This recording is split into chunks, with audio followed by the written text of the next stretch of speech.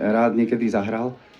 A veľmi ma to teší, lebo robia tú muziku srdcom, dávajú do toho maximum. Rejo je skvelý manažer, si myslím, síce hrá aj v 2-3 kapelách, ale LTT je horná porúba, tak pozor, to je akože pre nás úplne, že taká podsta a pre mňa určite, že môžem byť krstným otcom a pokrstiť toto krásne druhé CDčko, síce ešte som ho nepočul, ale verím tomu, že ešte na predaj nejaké sú aj hore v stánku, aj nejaké trička, síce už 2XL není, to mám ja. A teším sa, že ho môžeme pokrstiť a verím do ďalších rokov veľa úspechov, veľa perfektnej muziky, krásne vám to hrá, krásne vám to spieva a teším sa, že môžem pokrstiť. Že môžem. Ideme na tie Ja som to odpálil proste.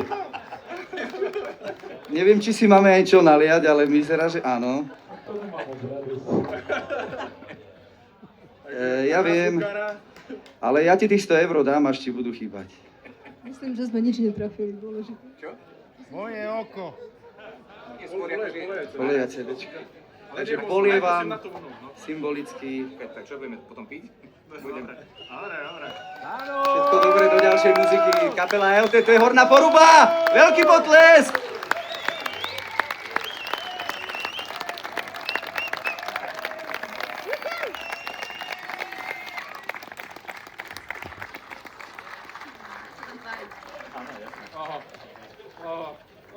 To už na zdravie, viem, že nemôžeme vás všetkých ponúknuť,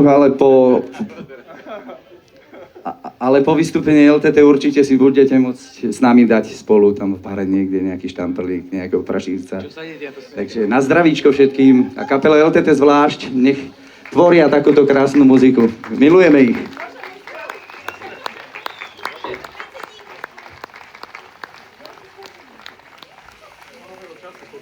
Jaká na